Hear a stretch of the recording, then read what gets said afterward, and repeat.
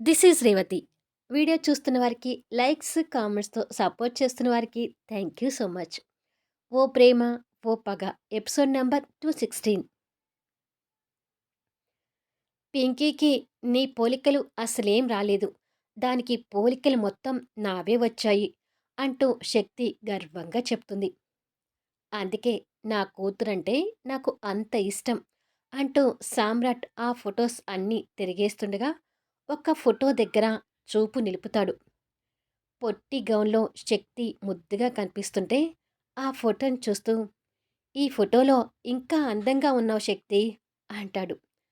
అసలు సామ్రాట్ ఏ ఫోటో చూస్తున్నాడు అనేది శక్తి గమనించకుండా బుక్స్ ప్యాక్ చేస్తూ, "మంచిది" అంటుంది.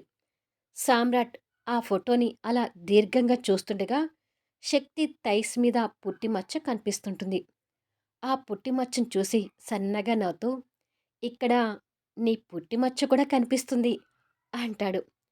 పుట్టిమచ్చ అనగానే శక్తి కంగారు పడుతూ చేతిలో ఉన్న బుక్స్ పక్కకు పెట్టి ఆ ఫోటో వైపు చూస్తుంది. తను ఆ ఫోటో చూడగానే ఆ పుట్టిమచ్చ గురించి భరత్ అన్న మాటలు గుర్తొచ్చి కోపంగా ఆ ఫోటోని అందులో నుంచి తీసి ఆ ఫోటోని పరాపరా చింపుతుంటుంది. "ఏ శక్తి, ఎందుకు ఫోటో అలా చింపుతున్నావు? ఫోటో బాగుంది కదా" అంటాడు సామ్రాట్ ఆశ్చర్యపోతూ. "ఈ ఫోటో చూసిన వాళ్ళు ఈ ఫోటో ఒక్కటే కాకుండా నా థైస్ మీద ఉన్న పుట్టిమచ్చ కూడా చూస్తున్నారు. అందుకే ఈ ఫోటో నాకు నచ్చడం లేదు" అంటూ కోపంగా ఆ ఫోటోని పరపరా చింపుతుంటుంది. నేనేదో ఊరికనే అలా అంటే అది సీరియస్‌గా తీసుకొని ఫోటో చింపుతున్నావేంటి శక్తి? అంటాడు సామ్రాట్ బాధపడుతూ. ఇంకెవరు ఆ పుట్టిమచ్చ గురించి మాట్లాడొద్దు అంటే ఆ ఫోటోని చింపేయాలి అంటూ ఆ ఫోటోని చింపేసి డిస్టర్బ్‌కి గురవుతుంటుంది. ఫోటో విషయంలో శక్తి అలా అయిపోవటం సామ్రాట్ ఆశ్చర్యంగా చూస్తూ ఇంతకుముందన్న శక్తి డైలాగ్స్‌ని మళ్ళీ తలుచుకొని తన థైస్ మీద పుట్టిమచ్చ సాక్షిగా నాకు శక్తితో శారీరక రిలేషన్ ఉందని భరత్ చెప్పడం గుర్తు తెచ్చుకుంటాడు. అలా శక్తి మనస్తత్వం, క్యారెక్టర్ గురించి అరుణ్ చెప్పిన మాటలు కూడా గుర్తు తెచ్చుకుంటాడు. ఇంకొక్కసారి ఎవరు కూడా నా పుట్టిమచ్చ గురించి మాట్లాడకూడదు అంటూ చింపిన ఫోటోని అక్కడ ఉన్న డస్ట్‌బిన్‌లో పడేస్తుంది శక్తి. ఆ ఫోటో గురించి నేను కాకుండా ఇంకెవరు మాట్లాడారు శక్తి? అంటూ సామ్రాట్ భరత్ మీద అనుమానంతో తనని అడుగుతాడు. భరత్ అని శక్తి చెప్పలేక కోపంతో ఉంటుంది. చెప్పు శక్తి. ఎందుకు ఫోటో చూడగానే అలా డిస్టర్బ్ అయ్యావు? బహుశా నేను ఆ పుట్టిమచ్చ గురించి తీసుకురావడం వల్లనే కోపంతో ఫోటో చింపావా? అని అడుగుతాడు. ఈ కోపం నీ మీద కాదులే అంటుంది శక్తి. మరి ఎవరి మీద? అని అడుగుతాడు సామ్రాట్. ఇక వదిలే సామ్రాట్ అని శక్తి చిరాగ్గా చెప్పి బుక్స్ ప్యాక్ చేస్తుంటే, ప్లీజ్ ఈ విషయం మీద నాకు క్లారిటీ ఇవ్వు శక్తి. భరత్ కూడా ఈ ఫోటో చూశాడు కదా! ఈ ఫోటోలో ఉన్న పుట్టిమచ్చ బట్టి ఆ రోజు నీకు అతనికి రిలేషన్ ఉన్నట్టుగా మాట్లాడారని అనిపిస్తుంది. నేను అనుకుంటున్నది నిజమేనా? అని అడుగుతాడు. సామ్రాట్ అలా అంటుంటే శక్తి మనసులో చిన్న ఆనందం కలుగుతుంటుంది. నువ్వు భరత్‌ని ప్రేమించినా నీది పెళ్ళికి ముందే తొందరపడే వ్యక్తిత్వం కాదని తెలుస్తుంది శక్తి. ఆ నమ్మకంతోనే అడుగుతున్నాను. భరత్ నీకు మధ్య ఫిజికల్ రిలేషన్ లేదు కదా? అని అడుగుతాడు. సామ్రాట్ అలా అంటుంటే శక్తి కలలో కన్నీళ్ళు తిరుగుతుంటాయి. నేను నిన్ను ఇలా అడుగుతుంటే నీకు ఇబ్బందిగా ఉండొచ్చు శక్తి. కానీ నాకు కూడా క్లారిటీ రావడం కోసం అడుగుతున్నాను. ప్లీజ్ నేను అనేది నిజమే కదా? అని అడుగుతాడు. కన్నీళ్ళు తుడుచుకొని అవును అన్నట్టుగా తల ఊపుతుంది. అది చూసి సామ్రాట్ ఆనందపడుతూ, అంటే నీకు భరత్ తోటి ఎలాంటి అని అంటూ ఉండగా, అంతకు మించి ఏమీ మాట్లాడకు సామ్రాట్. అతనికి నాకు మధ్య అలాంటి సంబంధం ఏమీ లేదు. నువ్వు అనుకుంటుంది నిజమే. భరత్ 2 సార్లు ఈ ఫోటో చూశాడు. ఆ రోజు ఈ ఫోటోలో చూసిన పుట్టిమచ్చని నీకు చెప్పి, మా ఇద్దరి మధ్య రిలేషన్ ఉంది అన్నట్టుగా నిన్ను నమ్మించాడు. కానీ అందులో ఏ మాత్రం నిజం లేదు. భరత్ చెప్పిందంతా అబద్ధం. అంటుంది శక్తి. శక్తి మాటలు వింటుంటే సామ్రాట్‌కి ఓ పక్క భరత్ మీద కోపం ఉన్నా, భార్య నిజాయితీ గురించి తెలుసుకొని అంతకు మించిన సంతోషంలో తేలి ఆడుతుంటాడు. శక్తి బాధగా సామ్రాట్‌ని చూస్తూ, "ఆ రోజు భరత్ చెప్పిన మాటలు నువ్వు కూడా నమ్మావు.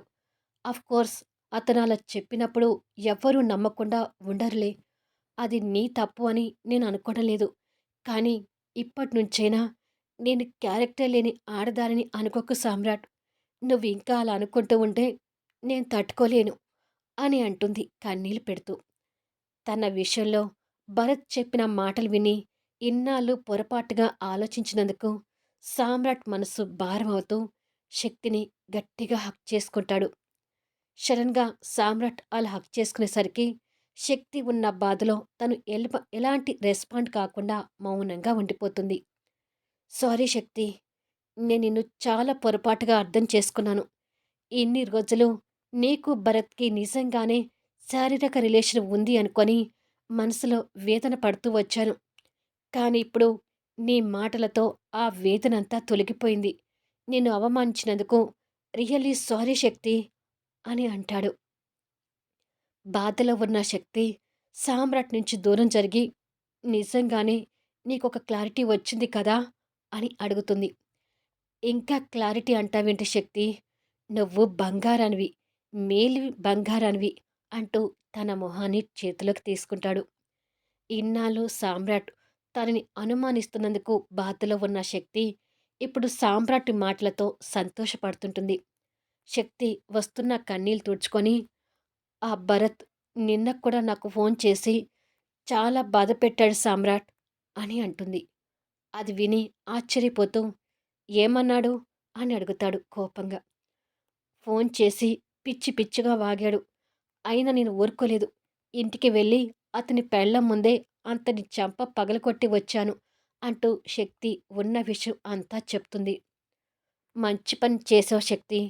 అంటే నిన్నంతా నువ్వు డిస్టర్బ్‌గా ఉంది ఈ విషయం గురించేనా?" అని అడుగుతాడు. "అవును. అసలు నిన్నంతా నా మైండ్ మొత్తం అప్సెట్ అయిపోయింది" అని అంటుంది కన్నీళ్లు పెట్టుకుంటూ. చేయని తప్పుకి మాటలు పడాలంటే ఆ బాధ ఎలా ఉంటుందో నేను అర్థం చేసుకోగలను శక్తి. వాడేదో అన్నాడని నువ్వు కన్నీళ్లు పెట్టుకోకు అంటూ తనని దగ్గరికి తీసుకొని కన్నీళ్లు తుడుస్తాడు. ఇప్పటికైనా అతనితో నాకు రిలేషన్ లేదని నువ్వు పూర్తిగా నమ్ముతున్నావు కదా సామ్రాట్ అని మళ్ళీ అడుగుతుంది. నీ గురించి నేను ఇంకా నమ్మకపోతే నేనసలు మనిషినే కాకుండా పోతాను. నువ్వు ఏ తప్పు చేయవని నాకు ఇప్పుడు పూర్తిగా అర్థమైంది అని అంటూ తనని హృదయానికి హత్తుకుంటాడు. సామ్రాట్ నమ్మినందుకు శక్తి మనసులో పెద్ద బరువు దిగినట్టుగా అనిపిస్తూ తను కూడా ఆ ఎమోషన్‌లో సామ్రాట్‌ని అల్లుకుంటుంది. ఇన్ని రోజులు నిన్ను తప్పుగా అర్థం చేసుకొని చాలా పొరపాటు చేశాను Shakti. Once again I'm really sorry అని చెప్పి తన నుదుటిన ముద్దు పెట్టుకుంటాడు. ఆ ముద్దుతో శక్తి ఎక్కడ ఉందో చూసుకొని సామ్రాట్‌కి దూరం జరిగి, "ఏంటి నన్ను అలా హగ్ చేసుకుంటున్నావు? పైగా ముద్దు కూడా పెడుతున్నావు? దూరంగా ఉండు" అని అంటుంది కాస్త కోపంగా. మొగుడు పెళ్ళాన్ని హగ్ చేసుకోవడంలో తప్పులేదు. ప్రేమగా ముద్దు పెట్టుకోవడంలో అంతకంటే తప్పులేదు అంటాడు సామ్రాట్ నవ్వుతూ. "ఇదిగో చూడు, భరత్ విషయంలో నువ్వు నన్ను ఇప్పుడు పూర్తిగా నమ్ముతున్నందుకు నేను పిచ్చ హ్యాపీగా ఉన్నాను. అలా అని చెప్పి రేపిస్ట్ అయిన నిన్ను క్షమిస్తానని మాత్రం అనుకోకు. అది మాత్రం జీవితంలో జరగదు" అని అంటుంది. ఆ విషయంలో తన మనసులో ఉన్న బాధ సామ్రాట్ అర్థం చేసుకుంటూ మౌనంగా ఉండిపోతే, "భరత్‌కి నీకు పెద్ద తేడా ఏమీ లేదు. ఇద్దరు నన్ను ఏడిపించిన వాళ్ళే" అంటూ సామ్రాట్‌ని తిడుతూనే హౌస్ నీట్‌గా సర్దుతుంటుంది. సామ్రాట్ తన మాటల్ని మౌనంగా ఉంటూ హౌస్ క్లీన్ చేయడంలో సహాయం చేస్తుంటాడు. ఇలా కొద్దిసేపటికి హౌస్ క్లీన్ చేయటం పూర్తయ్యాక, "నాకిప్పటిదాకా సహాయం చేసినందుకు థాంక్స్" అని అది కూడా కోపంగా చెప్పి ప్యాకింగ్ కవర్ తీసుకొని వెళ్ళిపోతుంది. శక్తి కోపానికి నవ్వుకొని, "ఈ రేపిస్ట్ అనే పేరు నీ దగ్గరించి ఎలా తొలగించుకోవాలో అర్థం కావడం లేదు శక్తి" అని బాధగా అనుకొని అంతలోనే భరత్ వేషాలు గుర్తొచ్చి కోపంగా అక్కడి నుంచి కదులుతాడు. కాసేపటికి భరత్ ఆఫీస్ ముందు కారు ఆపుతాడు. అప్పటికే చీకటి పడడంతో ఆఫీస్ స్టాఫ్ వెళ్ళిపోయారు. ఆఫీసులో వర్క్ ఉండటంతో భరత్ క్యాబిన్‌లో కూర్చొని ఎదురుగా కూర్చున్న ప్రకాష్‌తో వర్క్ గురించి డిస్కషన్ చేస్తుండగా క్యాబిన్ డోర్ షార్ప్‌గా తెరుచుకుంటుంది. ఇద్దరూ అటువైపుగా చూసేసరికి సామ్రాట్ లోపలికొస్తాడు. సడన్‌గా సామ్రాట్ అలా రావడం చూసి ఇద్దరు షాక్‌తో చైర్‌లో నుంచి లేస్తుంటారు. సామ్రాట్ పక్కనున్న ప్రకాష్‌ని పట్టించుకోకుండా భరత్‌ని టార్గెట్ చేస్తూ కోపంగా దగ్గరకొచ్చి, "అసలు ఏమిట్రా నీ బాధ?" అని అడుగుతాడు. "ఏం మాట్లాడుతున్నావు? దేని గురించి మాట్లాడుతున్నావు?" అని భరత్ కూడా ధైర్యంగా అడుగుతాడు. వాళ్ళిద్దరి మధ్య జరగబోతున్న సీన్‌ని ప్రకాష్ మాత్రం ఆసక్తికరంగా చూస్తుంటాడు. "నిన్న నా భార్యకి ఫోన్ చేసి, ఎందుకు తనని ఇబ్బంది పెట్టావు?" అని అడుగుతాడు సామ్రాట్. ఆ ప్రశ్న విని ఆ విషయాలు ఏవి మరొకరికి తెలియటం ఇష్టం లేక అక్కడ కాస్త మంచితనంగా ఆలోచించి, "నువ్వు బయటికి వెళ్ళు ప్రకాష్" అంటాడు భరత్. కానీ ప్రకాష్‌కి వాళ్ళ ఇద్దరి మధ్య జరిగే గొడవ గురించి చూడాలని ఆసక్తితో ఉండడంతో కాళ్ళు కదపడం లేదు. "చెప్పేది నీకే Prakash. Get out from here" అంటూ భరత్ సీరియస్ అవుతాడు. "ఓకే సార్" అంటూ ప్రకాష్ అక్కడి నుంచి కష్టంగా వెళ్ళిపోతాడు. కానీ వాళ్ళ గొడవ చూడాలని ఆసక్తితో క్యాబిన్ డోర్ బయటికొచ్చి డోర్‌కి చెవులు పెట్టి నిలబడతాడు. "నా భార్య, నా భార్య అని చించుకుంటున్నావేంటి? నీ భార్య థైస్ మీద ఉన్న పుట్టిమచ్చని నీకంటే ముందే నేను" అని భరత్ ఇంకా అనబోతుండగానే ఆ మాట బయటకు రానివ్వకుండా సామ్రాట్ భరత్ గొంతు నొక్కి పట్టుకుంటాడు. ఆ నొప్పికి భరత్ భరించలేక, "వదులు సామ్రాట్" అంటూ భరత్ ఉక్కిరి బిక్కిరవుతూ సామ్రాట్ చేయిని విడిపించుకోవాలని చూస్తుంటే, "రే భరత్! నువ్వు దుర్మార్గుడివైనా నీలో కాస్త మంచితనం ఉంది. ఆ కాస్త మంచితనం చూసి నీ ప్రాణాలు తీయడానికి వెనకాడుతున్నాను" అంటాడు సామ్రాట్. సామ్రాట్ ఏం మంచితనం గురించి మాట్లాడుతున్నాడో భరత్‌కి అర్థం కాక గొంతు విప్పి మాట్లాడలేక ఇబ్బందిగా చూస్తుంటే, "శక్తి పుట్టిమచ్చ గురించి మాట్లాడే ముందు నీ పిఏని బయటికి పంపించి చాలా మంచి పని చేశావు. అలా కాకుండా నీ పిఏ ముందు ఇలా వాగి ఉన్నట్లయితే ఏ కాస్త కూడా ఆలోచించకుండా నీ గొంతు నిలిపేసేవాణ్ణి" అని భరత్‌ని వదిలేస్తాడు. ఈ ఇద్దరికీ లోపల ఏదో గొడవ అవుతుంది అనేది ప్రకాష్‌కి అర్థమవుతుంది కానీ మాటలు వినపడక జుట్టు పీక్కుంటాడు. భరత్ నొప్పి పట్టిన గొంతుని చెయ్యితో సర్దుకుంటూ సామ్రాట్ వైపు కోపంగా చూస్తుంటే, "శక్తి చిన్ననాటి ఫోటో అడ్డు పెట్టుకొని మీ ఇద్దరికీ రిలేషన్ ఉన్నట్టుగా ఇంకొక్కసారి వాగావంటే నాలుక నిలువున చీల్చేస్తాను" అంటూ ఆవేశపడతాడు సామ్రాట్. "ఓ! నిజం తెలిసిందా?" అని అడుగుతాడు భరత్. "ఎస్. నిజం తెలుసుకొని ఇక నీ ఆటలు సాగవని చెప్పడానికి వచ్చాను. ఇప్పటికే నిన్ను ఎన్నోసార్లు వదిలేశాను. కానీ ఇదే లాస్ట్ అండ్ ఫైనల్ వార్నింగ్. ఇంకొక్కసారి నీ కారణంగా శక్తి కంట కన్నీళ్లు చూశానో, ఇక ఆ క్షణం మాత్రం నీ మీద దయ్యా దాక్షిణ్యాలు వదిలేస్తాను. మైండ్ ఇట్" అని కోపంగా చెప్పి క్యాబిన్ డోర్ దగ్గరకొచ్చి ఆవేశంగా ఫాస్ట్‌గా డోర్ తీసేసరికి డోర్‌కే చెవులు పెట్టి అతుక్కొని ఉన్న ప్రకాష్ లోపలికొచ్చి సామ్రాట్ కాళ్ళ దగ్గర పడతాడు. మళ్ళీ నెక్స్ట్ ఎపిసోడ్‌లో కలుద్దాం.